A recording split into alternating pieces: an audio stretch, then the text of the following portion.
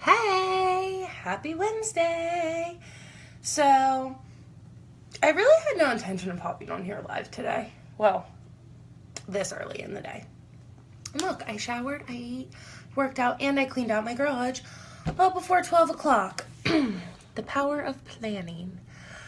So, what I wanted to talk to you about today is, so I, through Beachbody, if you hit Success Club, you get to listen to for these webinars that only people that have made certain points get to listen to.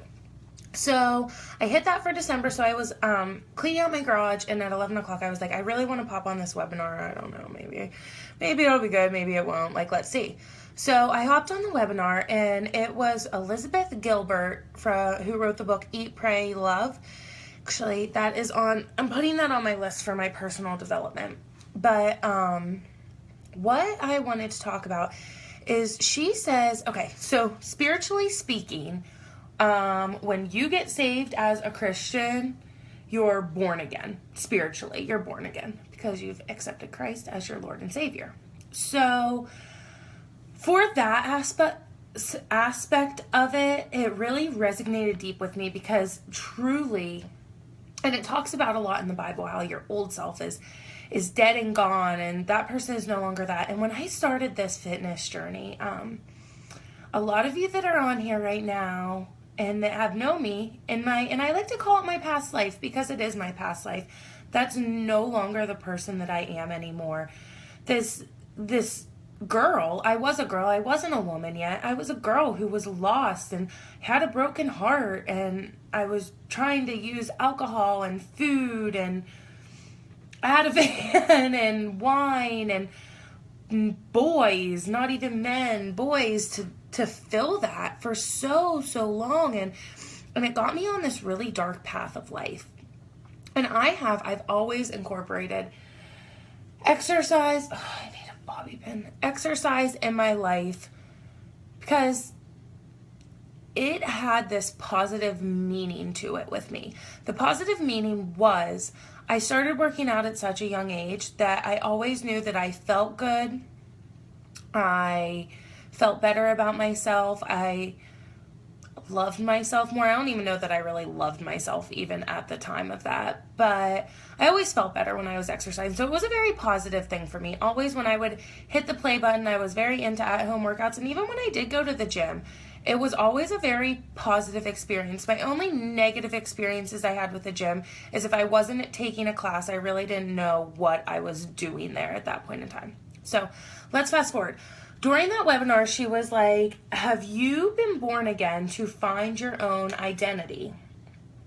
And when she said that, and she kept talking about being the most authentic version of yourself.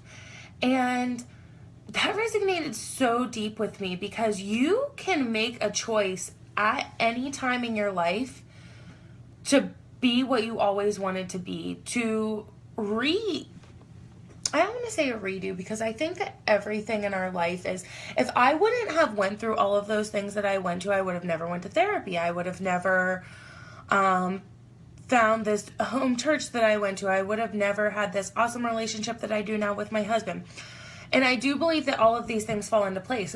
But there was a divine moment and a divine appointment that I decided that I was going to live and do a different life than I had ever done before. And it was scary. It was really, really scary at that point in time. It was in January of 2015. And I just remember being so freaking sick and tired of being sick and tired. And it wasn't like I woke up one day and I was this changed person and all of these great things started to happen. It was definitely a work in progress. In the first 6 months of my journey, that was a work in progress, was really just figuring out who Brittany was, who my identity and myself was, my likes, my dislikes. Did I really even like drinking? Or was I just doing it because everybody else was doing it? why was food a coping mechanism for me? Why? And when I learned about coping mechanisms and how we have all these really super unhealthy coping mechanisms that we could have learned anywhere from in our lives, from friends, from family, whatever it may be. And throughout that process, I really formed my identity. And I was a chameleon for so long. Whoever I was hanging out with at the time, whoever I was being with, I would form to what they were doing, how they were acting. And that became my identity. And I was so sick of being a chameleon and not having my own identity. So that's when I realized that it doesn't matter if people like me, they hate me, they love me. And I love that one quote thing that's on Pinterest that says, you can be the juiciest peach on the tree, but not everyone's going to like peaches.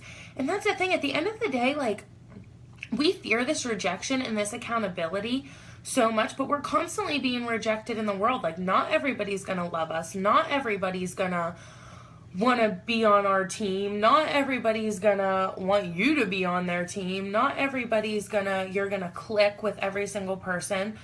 But I think that it's important to find your group of people that you click with healthy things, with healthy things to do. And so throughout this, like, I had lost some friendships and things like that. And I had to make it very clear to the friendships that were still continuing that I was no longer going to be involved in these unhealthy coping mechanisms for things, because that's not what I wanted for my life.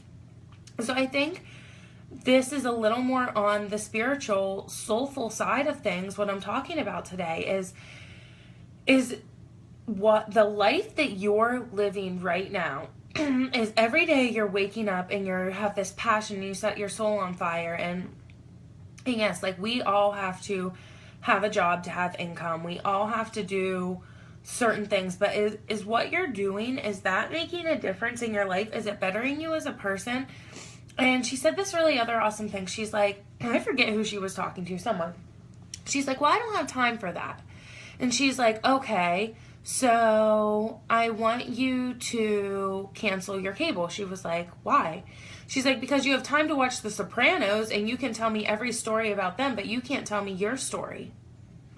She's like, next week your friends are going to the beach. You're not going. She's like, why? And she's like, because you just told me that you don't have time. You don't have time for these things. And really, you do have time. It's just not a priority to you. So are you faking who you want to be? And I hope all this is making sense, because it's just kind of flowing out of my mouth right now. But, are you faking who you really want to be? Or are you secure in your identity? And these are my goals. And it doesn't matter if people hate it, like it, love it.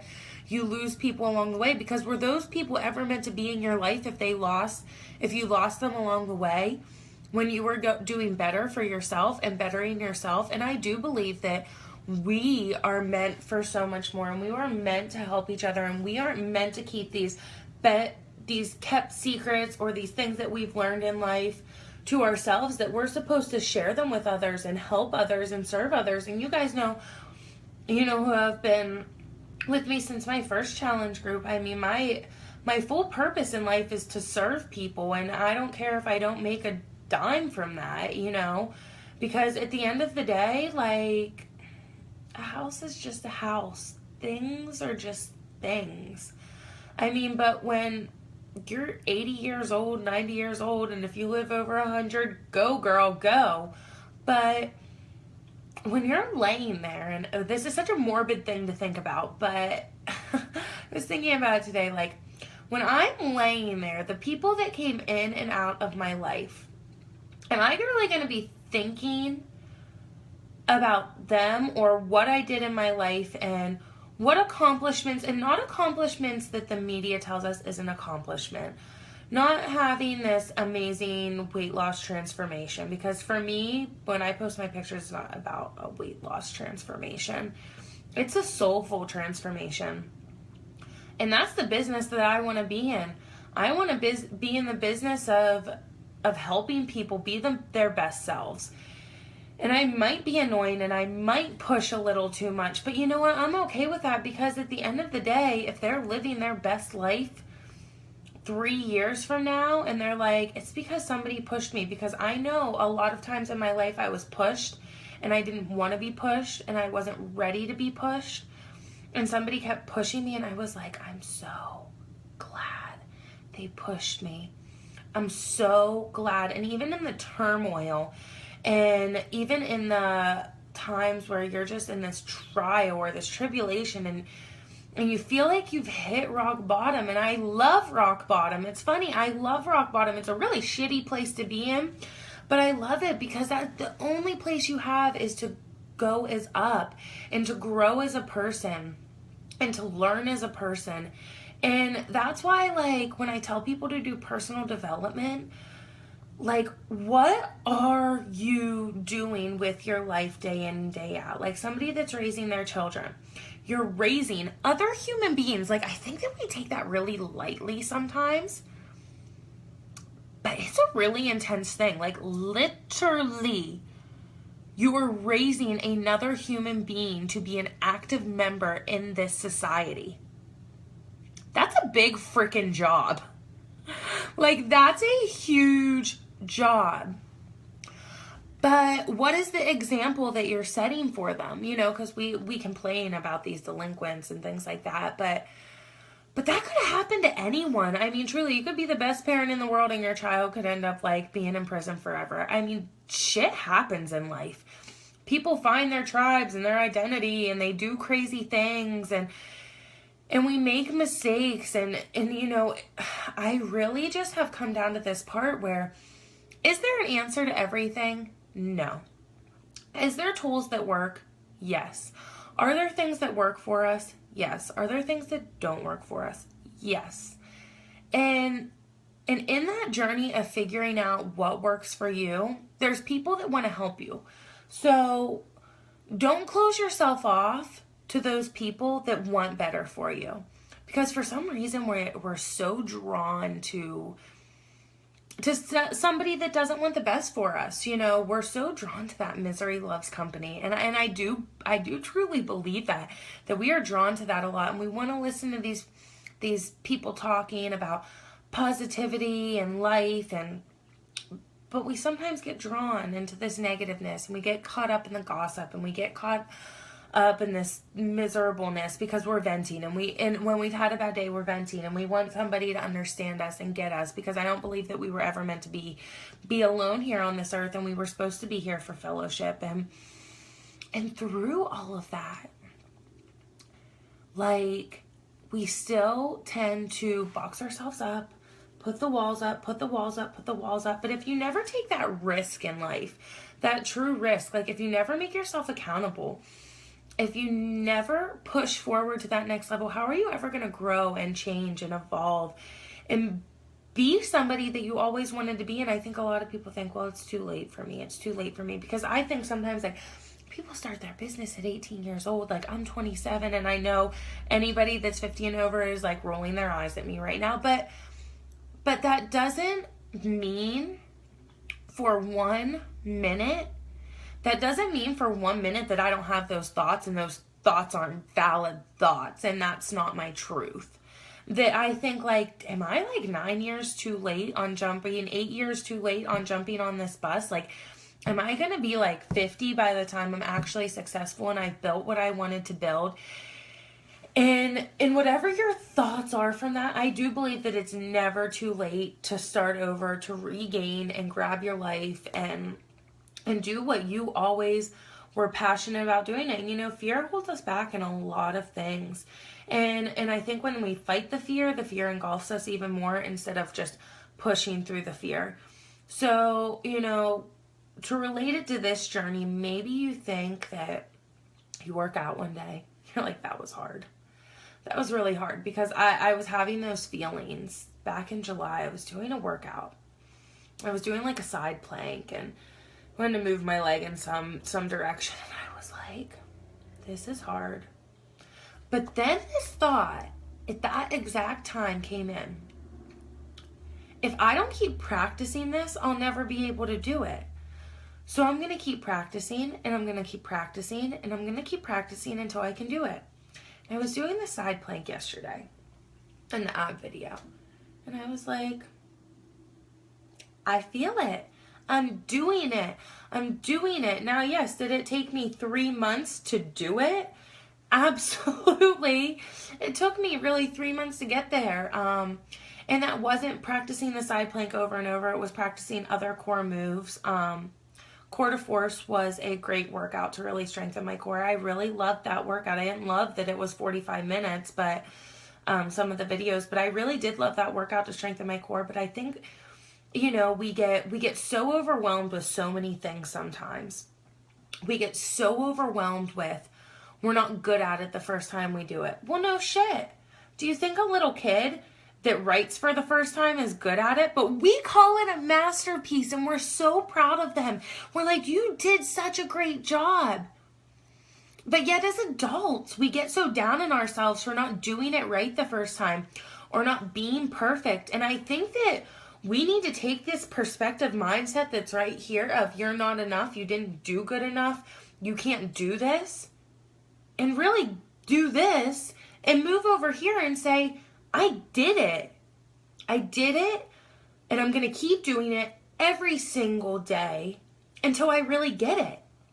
And so I think it's just a mindset and a perspective change, and I hope this whole video made sense. I just wanted to jump on here quick because these were a lot of thoughts that were running through my head. I'm going to try to make the rest of my day as productive as possible and go off my plan and my charts and jump into next week being a busy week. But I hope all of you are having a wonderful, wonderful, wonderful day, a wonderful week. I hope you're getting your workouts and I hope you're pushing through. And again, if you ever need anything, please reach out to me. I love y'all.